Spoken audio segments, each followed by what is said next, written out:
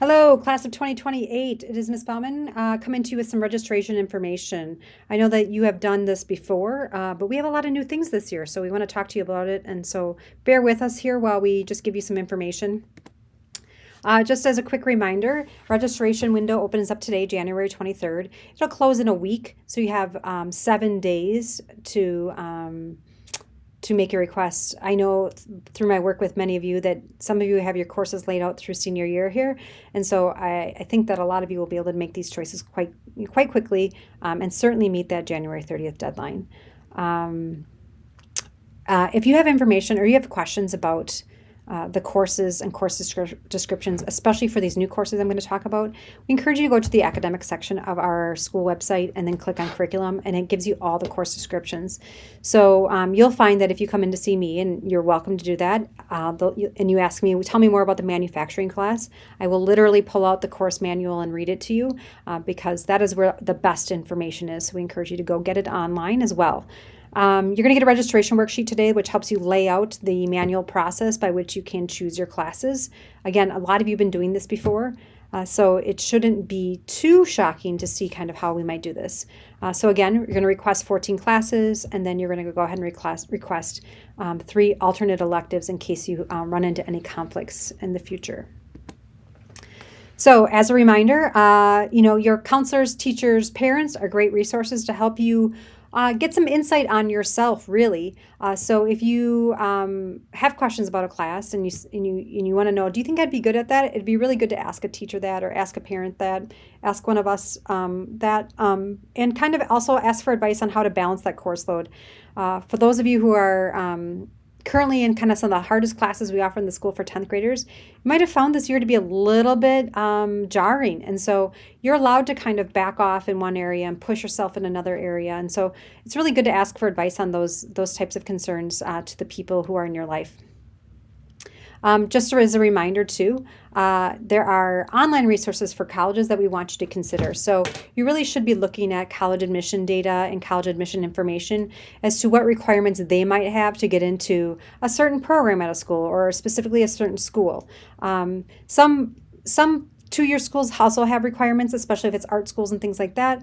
But this is primarily for 4-year schools that might have some specific things. A good example might be that they might require 4 years of math to get in, and we only require 3 years of math to graduate. Again, we highly recommend that you use that registration manual as well to take a look at classes and class offerings. So as a reminder, class of 2028, you need all of these classes, and you need to get to 23.5 credits to graduate. So you need that English, that 3.5 of social studies, 3 of math, 3 of science, and they must include biology and chemistry or physics. Phy-Ed you should have done last year or this year. Health, speech, performing arts, or visual arts, 1 full credit of that. And then you were the first class in the state that was required to take personal finance. And so a lot of you got that done this year, or a lot of you are making efforts to get that done in 11th or 12th grade. Just as a reminder, for next year, you will need to take 1 year of English. There's a year required every year, and it's either English 11, Honors American Lit, or AP Seminar. Unless you took AP Seminar as a 10th grader, then you can take AP Lit and Composition as an 11th grader. For social studies, you can take World History, Advanced World History, or AP World History. For math, your math placement will be determined based on your current progress in your current math class. So your current placement and your current performance will determine your math placement for next year. And then lastly, a credit of science is required. So we require biology and then chemistry or physics. You should always be looking at what colleges require, but you can also take the physics credit through physics, AP Physics, or Project Lead the Way Engineering with Physics. So you can get that physics requirement in 3 different ways. Again, I would definitely take a look at what might be required by a college before you decide to not take a science, maybe your senior year or something like that. Okay, so just as a reminder, there are some other requirements you need to meet in order to graduate. So you need to make sure that you hit that statistics requirement, and they are met by the classes listed here: geometry, foundations, FST, general stats, AP stats, and applied math. You do need to take a full year of art. So that full year doesn't have to come all at the same time, but it needs to basically be 2 semesters of art, performing, or visual before you graduate. So some students will take a year of band and then knock it out, and other students will take ceramics 1 year and drawing and painting another year and knock it out that way.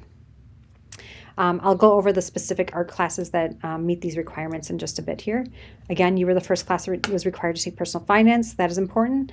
And then we don't require foreign language to graduate, but a lot of colleges do require a language to be admitted. So you should take a look at whether or not they require 2 or 3 years. And no matter what, we're going to want you to take at least 6 credit earning classes each semester. That will give you 6 credits per year, which if you pass everything will get you to that 23.5 that you need in order to graduate while taking an SPP every year. So this is the exciting part. We have a lot of new courses to add to next year. Because of the new building and the new opportunities that it provides, we are going to offer a full spectrum of medical career courses. So again, what's the most exciting, I think, for me is to see that they don't really have any prerequisites. So you can really just jump in at any point. So we're going to offer Certified Nursing Assistant, CNA. We're offering Emergency Medical Responder. And then for 11th and 12th grade only, we're offering Emergency Medical Technician, EMT. So those are all going to be offered in our new space, and we'll put you on a great track to study medicine down the road. Social Studies, we are offering Ethnic Studies. And then STEM and Tech, we'll be offering Construction Trades 2, which is a follow-up to the Intro to Construction Trades. And then Machining and Manufacturing. And again, anyone in 10 through 12 can take it. No prerequisites required. That's really exciting. And then in the business department, they're offering the school store. It's called School Store Business Operations. It's for 11th and 12th graders. And we just want you to keep in mind the prerequisites that are required to take that class. So you must take 2 of either Intro to Marketing, Marketing 1, Marketing 2, Accounting 1, Accounting 2. So any of those classes apply to the 2 prerequisite requirement that is needed to take that class. But you'll see that will be operating out of one of our new spaces next year as well. So as a reminder, these are the classes you can take to meet that art requirement. The ones in green are those that require prerequisites. So a lot of cases it's just making sure that you've taken 1 before you take 2 or taking 2 before you've taken 3. Obviously, concert choir and wind ensemble require an audition. So again, you need to keep in mind the graduation requirements and your plans after high school.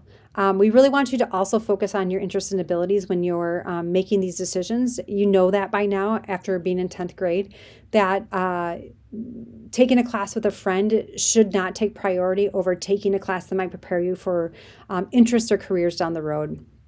Also, you really want to kind of map out what you want to take in 12th grade so that you can take the classes in 11th grade that will set you up for that.